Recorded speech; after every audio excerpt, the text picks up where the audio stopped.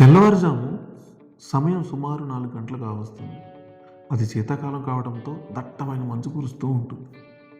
ఒక ఎయిర్‌పోర్ట్‌లో material loading, unloading బే దగ్గర ఒక ఫ్యామిలీ తన కుటుంబ సభ్యులందరూ ఎదురు చూస్తూ ఉంటారు. వాళ్ళందరి మొహాల్లో విషాద ఛాయలు అలుముకుని ఉంటాయి. వాళ్ళు మాట్లాడుతుంటే నోట్లో నుంచి పొగ వస్తూ ఉంటుంది. వాళ్ళ శరీరం మీద పల్చటి పొరలాంటి మంచు ఏర్పడి ఉంటుంది. దీన్ని బట్టి చూస్తే వాళ్ళు ఎప్పటినుంచి అక్కడ వెయిట్ చేస్తున్నారా అన్నట్టుంది.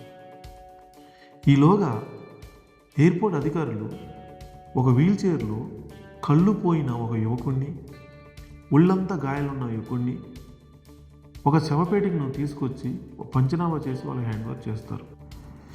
ఇక మనం మెయిన్ స్టోరీలోకి వెళ్తే, ఇన్ దట్ పేజ్ లాంగ్ ఎగోలో సరళ అనే ఒక యువతి తన మెటర్నరీ లీవ్ కంప్లీట్ చేసుకుని మొదటి రోజు ఆఫీస్కి వెళ్ళటానికి బయలుదేరుతూ ఉంటుంది. ఎంతసేపు చూసినా తన డ్రైవర్ రాకపోవడంతో తనే కారు తీసుకుని బయలుదేరుతూ ఉంటుంది. ఆవిడ లీవ్ వెళ్ళే ముంగట వాళ్ళ యొక్క ఆఫీసు పీఈబీ బిల్డింగ్లో, ఇంక్యుబేషన్ బిల్డింగ్లో ఉండేది. తన లీవ్ వెళ్ళిన తర్వాత వాళ్ళు 20 ఫ్లోర్ అంతస్తు బిల్డింగ్లోకి షిఫ్ట్ అవ్వడం జరుగుతుంది. ఆఫీస్లో కూడా వెళ్ళడం ఆవిడ ఫస్ట్ టైం. అసలే డ్రైవర్ రాలేదు, హెవీ ట్రాఫిక్, ఆఫీస్లో కాల్స్, ఫారిన్ డెలిగేట్స్ వెయిట్ చేస్తూ ఉన్నారు ఆవిడ కోసం. ఆ 20 అంతస్తుల బిల్డింగ్లో ఒక ట్రైనర్ తన గ్రౌండ్ లెవెల్ స్టాఫ్కి, హౌస్ కీపింగ్, సెక్యూరిటీ, డ్రైవర్స్, తన కొలీగ్స్ అందరికీ ఒక ట్రైనింగ్ ఇస్తూ ఉంటాడు. అందులో భాగంగానే కస్టమర్స్కి, క్లయింట్స్కి ఒక మర్యాదపూర్వకంగా ఎలా ఉండాలి, ఆ మర్యాదపూర్వకంగా ఉంటే తన యొక్క ఎఫెక్ట్ ఎలా ఉంటుంది అనే దాని మీద ఇస్తూ ఉంటాడు. ఎవరైనా మన బంధువులు కానీ, వెల్ విషర్స్ కానీ ఏదైనా శుభకార్యానికి ఇన్విటేషన్ ఇచ్చినప్పుడు మనం వెళ్తూ ఉంటాం. అక్కడికి వెళ్ళిన తర్వాత అప్పటికి మనకు చాలా ఆకలి అవుతూ ఉంటుంది. లేట్గా వెళ్ళాం. తర్వాత అక్కడున్న వాళ్ళందరూ చెప్తూ ఉంటారు, అరే ఇక్కడ ఉన్న వంటకాలు చాలా బాగున్నాయి, చాలా గ్రాండ్గా చేశారు అని చెప్తుంటే అది చెప్పడం చూసి ఇంకా బాగా ఆకలయ్యే అవకాశం ఉంది. సో మనం అక్కడికి వెళ్ళినప్పుడు ఎవరైతే మనల్ని ఇన్విటేషన్ ఇచ్చారో అతను వచ్చి, అరే నువ్వు కూడా వచ్చావా, నువ్వు రావనుకున్నానే, సరే అక్కడ భోజనాలు పెడుతున్నారు వెళ్ళు తిను అన్నాడు అనుకోండి. అప్పుడు ఆకలి మనకి ఏమవుతుందండి? తినాలనిపించదు కదా. సో ఎంత ఆకలి ఉన్నా మనకి ఈ పొట్టకి తెలియదు కదా ఏం తినాలి, ఏం తినకూడదు. ఏం తిన్నా సరే దానికి ఆకలి తీరుకుంటుంది. బట్ ఈ మనసు అనేది ఆయన అన్న మాటతో అరే అనవసరంగా వచ్చామే అనే ఫీలింగ్తో ఉంటాం. సో ఇదే కొంచెం రివర్స్లో వెళ్తే మన కింద సబార్డినేట్స్ ఎవరో ఉంటారు. పాపం ఆయన చాలా పూర్ ఫ్యామిలీ, ఆయన కూడా మనకి ఇన్విటేషన్ ఇచ్చాడు. మనం వాళ్ళ పెళ్ళి కూడా తప్పని పరిస్థితుల్లో వెళ్ళాల్సి వచ్చింది. వెళ్ళిన తర్వాత మనం అక్కడికి వెళ్ళంగానే కొంతమంది చెప్తున్నారు, అరే ఏం చేస్తారా, వంటకాలు అంత బాగోలేదు, అంత ఏం లేవు, కారం ఎక్కువైపోయింది, అది ఎక్కువైపోయింది అని చెప్తూ ఉంటారు. సో అక్కడికి వెళ్ళిన తర్వాత తినాలనుకున్న వాళ్ళు టాకుని చూసి మనం అయితే తినలేం.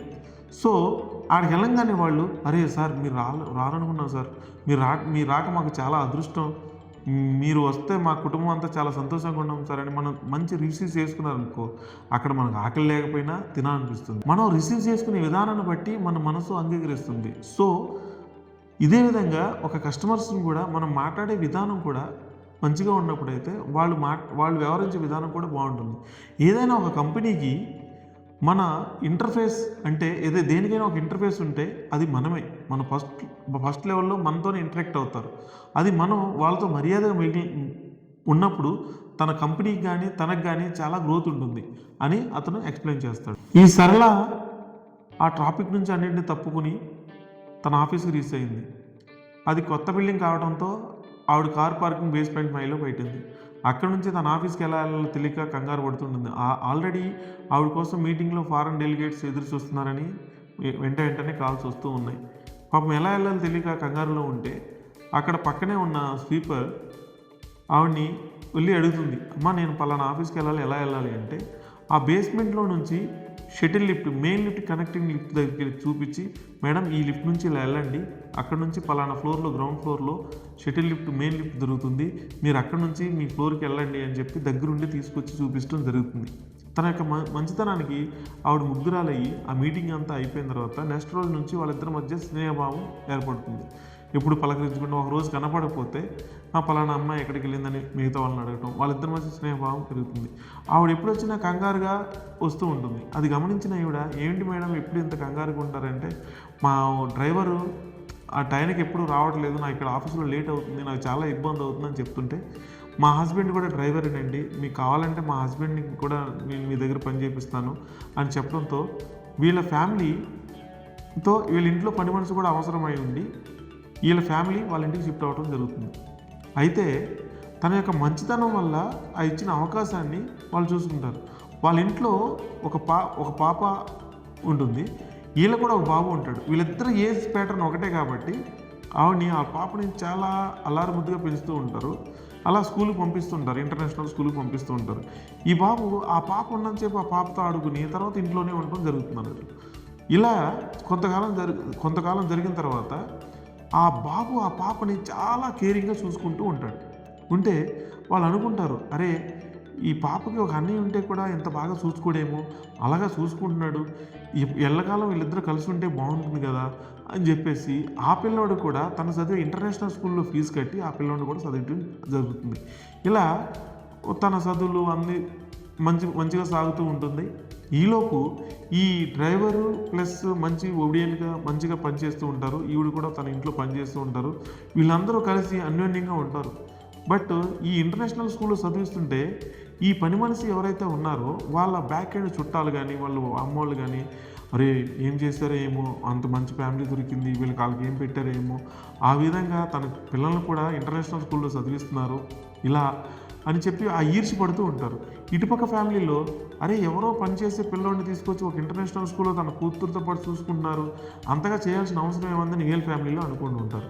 బట్ వీళ్ళ అన్యోన్యత నువ్వు మంచితనాన్ని బట్టి వీళ్ళు ఇచ్చే అవకాశాన్ని వాళ్ళు కూడా సద్వినియోగపరుచుకుంటూ ఒక నమ్మకస్తుగా వాళ్ళ ఇంట్లో పనిచేయడం జరుగుతుంది. ఇలా కొంతకాలం అయిన తర్వాత ఆ పాప హైయర్ స్టడీస్ కోసం యూఎస్ఏ వెళ్ళాల్సి వస్తుంది.